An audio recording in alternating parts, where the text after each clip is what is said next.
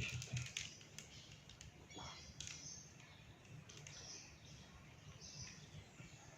विद्या को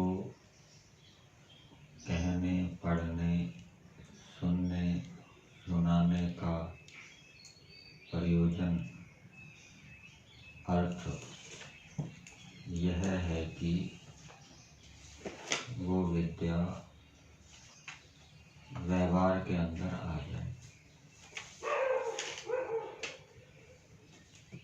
यदि विद्या को पढ़ रहे हैं, सुन रहे हैं, कह रहे हैं, व्यवहार के अंदर नहीं आ रही, तो विद्या का जो फल है, सुख, उसकी प्राप्ति नहीं हो।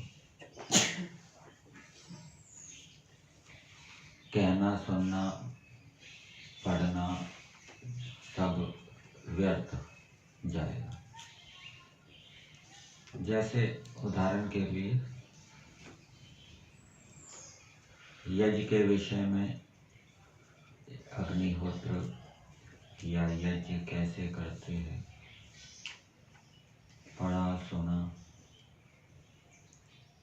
लेकिन उसका प्रैक्टिकल नहीं किया, तो वो यज्ञ करने की विद्या व्यवहार के अंदर नहीं आएगी। इसी प्रकार से गाड़ी कैसे चलाते हैं, सुन लिया, देख लिया, जान लिया, लेकिन उसका प्रैक्टिकल नहीं किया, अभ्यास नहीं किया, तो वो विद्या गाड़ी चलाने की व्यवहार के अंदर नहीं आएगी। और व्यवहार के अंदर ना आने से उससे ना तो हम सुखी होंगे, ना दूसरों को सुखी कर सकेंगे। हमारे पास गाड़ी है, किसी व्यक्ति को आवश्यकता है कि वो किसी स्थान पर जाना चाहता है, हम यदि चलाना नहीं जानते तो उसको सुख नहीं दे सकते। और हमें भी यदि किसी दूर स्थान पर जाना है, हमारे पास गाड़ी है लेकिन चलाने की विद्या नहीं है, तो उस विद्या से हम स्वयं भी सुख प्राप्त नहीं कर सकते। तो पढ़ने, सुनने, पढ़ाने, कहने का प्रयोजन ये है कि विद्या व्यवहार के अंदर आनी चाहिए। इसी प्रकार से धर्म संबंधी विद्या भी होती है। केवल धर्म के विषय में पढ़ने से, व्याख्यानों को सुनने से, सत्संग करने से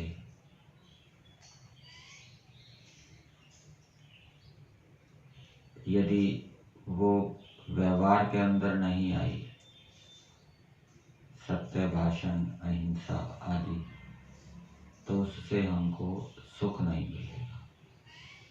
धर्म संबंधी विद्या को भी व्यवहार के अंदर लाने के लिए पढ़ने, सुनने, कहने के अतिरिक्त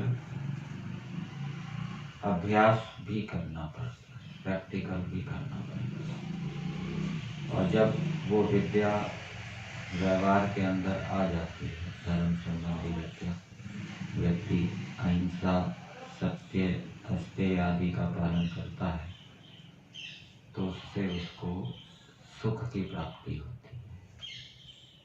जैसे दूसरी लौकिक विद्याओं को व्यवहार के अंदर लाने से हम स्वयं भी सुखी होते हैं, दूसरों को भी सुखी कर सकते हैं।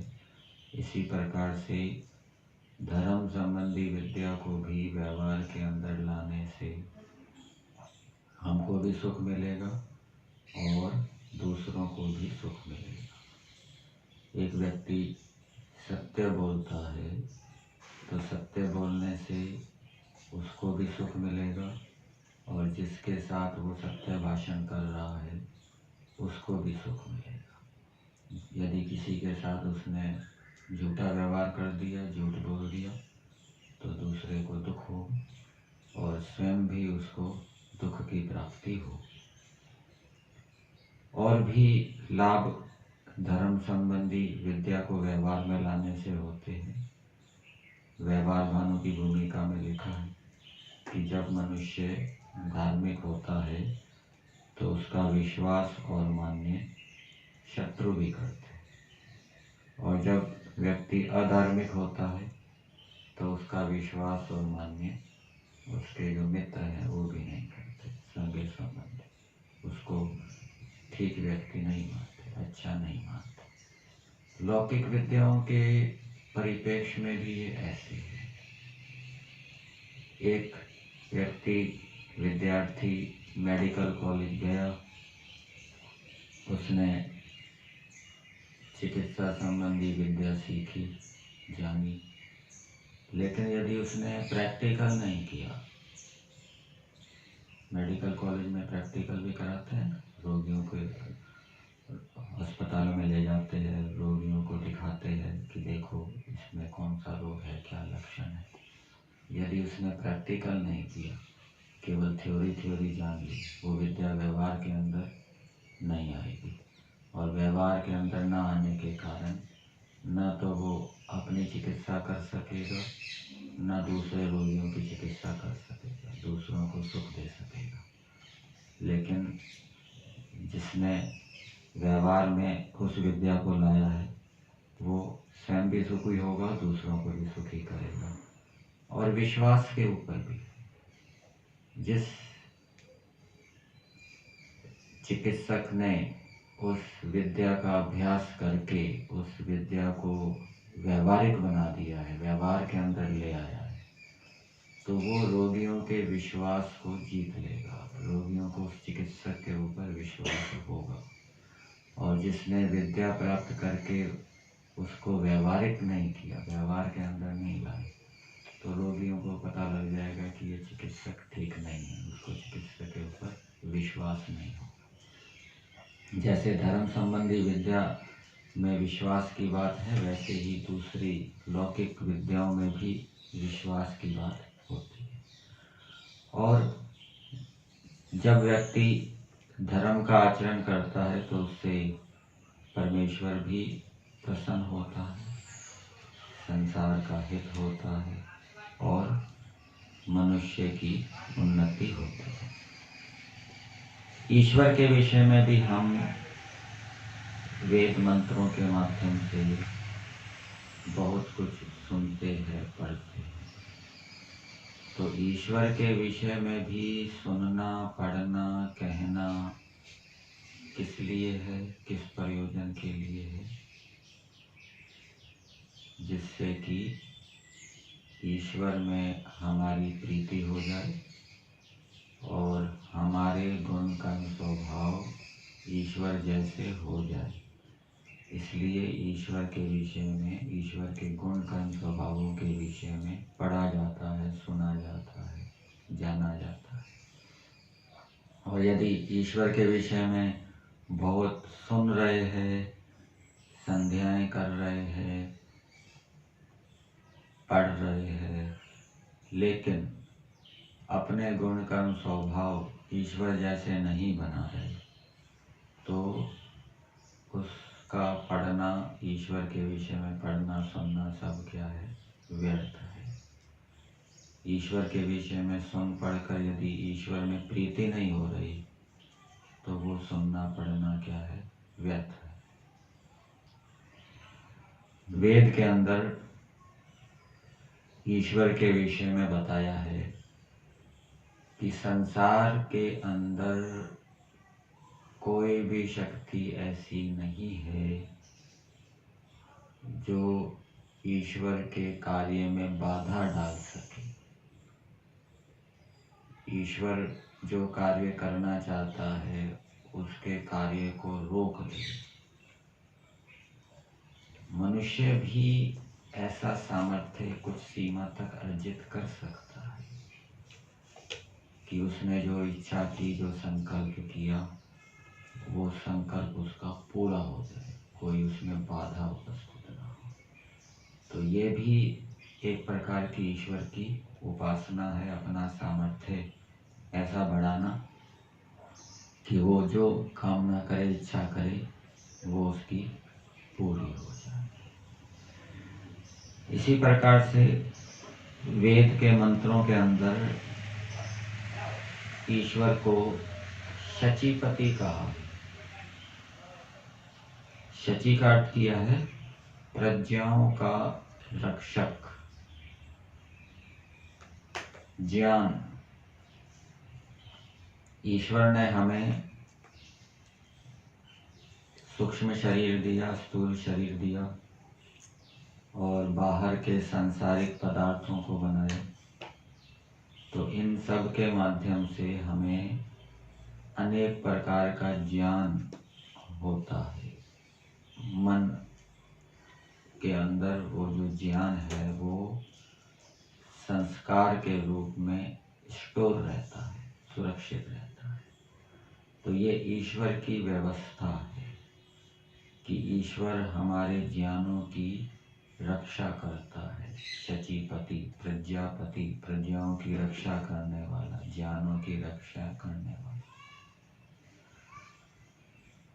कुछ मनुष्य ऐसे होते हैं जिनकी स्मरण शक्ति कमजोर होती है, संस्कार धूमिल पड़ते हैं, कमजोर पड़ते हैं। कुछ मनुष्यों की स्मरण शक्ति अच्छी होती है, उनके अंदर ज्ञान अधिक मात्रा में सुरक्षित है।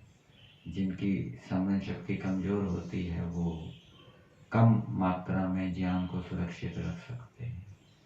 तो ये स्मरण शक्ति अच्छा होना ये भी ईश्वर का एक वरदान है, ठीक है, ईश्वर की एक देन है। जो ईश्वर की आज्ञाओं का पालन करता है उसकी स्मरण शक्ति भी अच्छी होती है।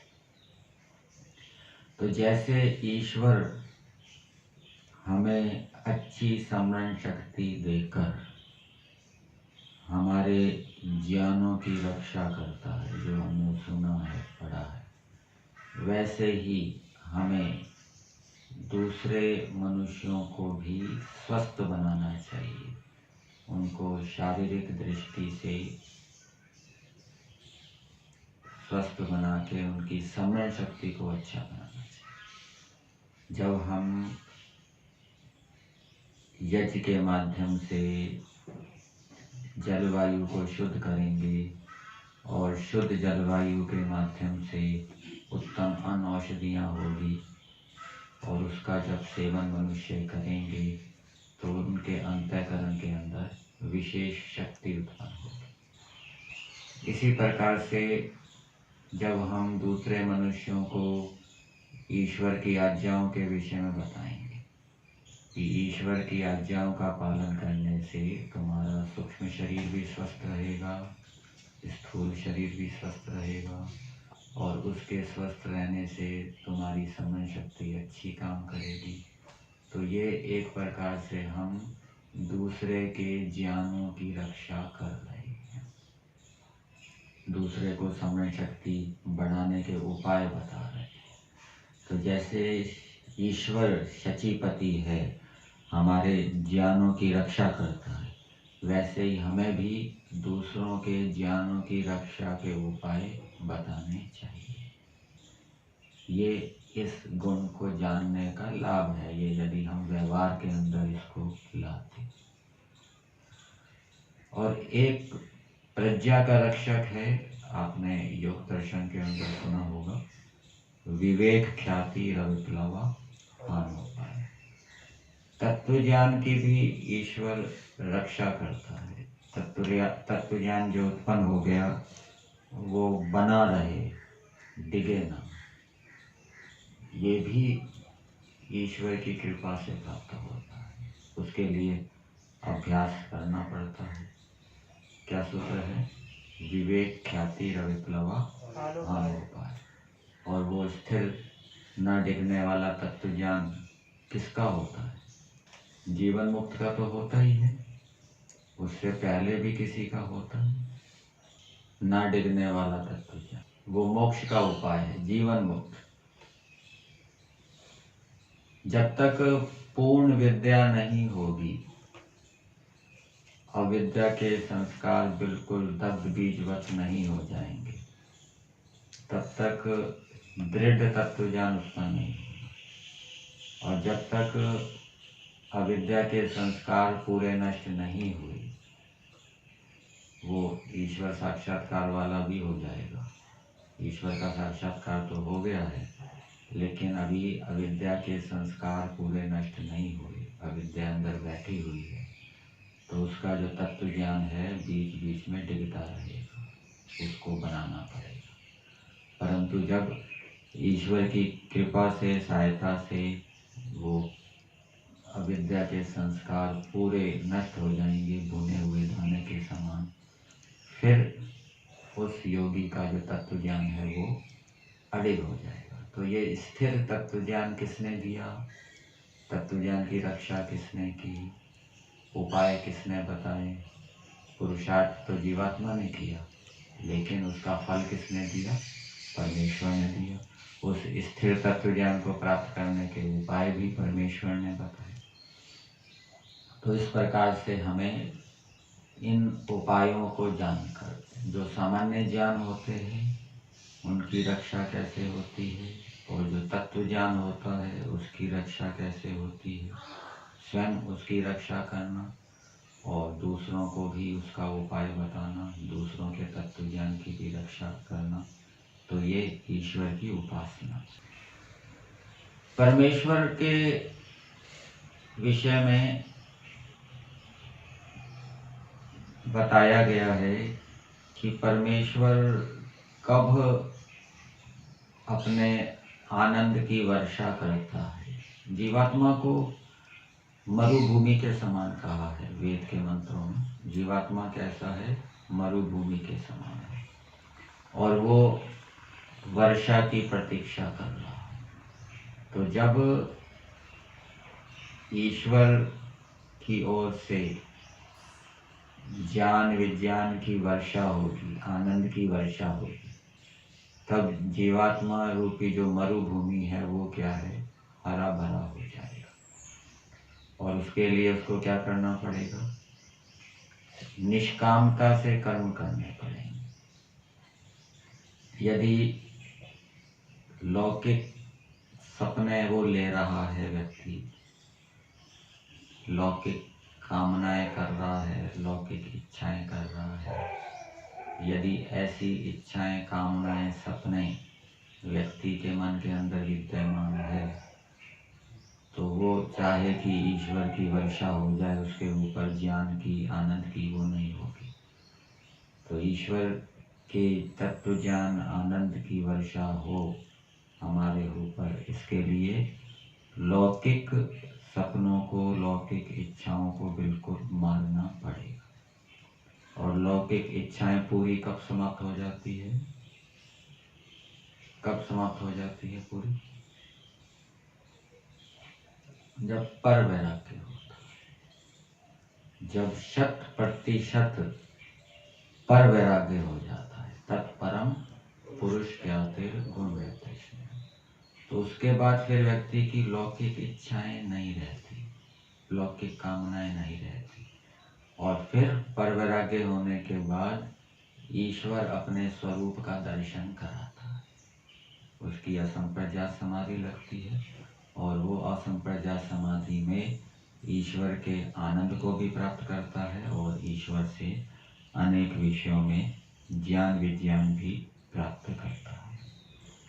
तो जैसे ईश्वर निष्काम सेवी की सहायता करता है, उसकी समाधि लगाता है, उसको अपना आनंद देता है, वैसे ही मनुष्यों को भी, हमें भी, हम संसार के अंदर देखते हैं जो निष्कामता से सेवा करते हैं, उनको बहुत सहयोग मिलता है समाज की ओर से, लोग उनको बहुत दान देते हैं।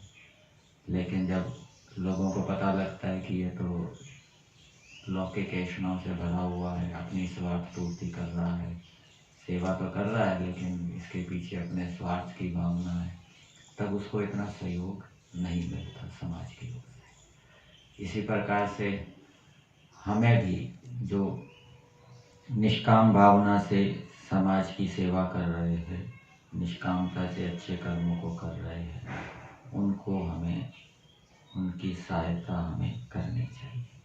ये भी एक प्रकार से ईश्वर के स्वरूप को व्यवहार के अंदर लाना है।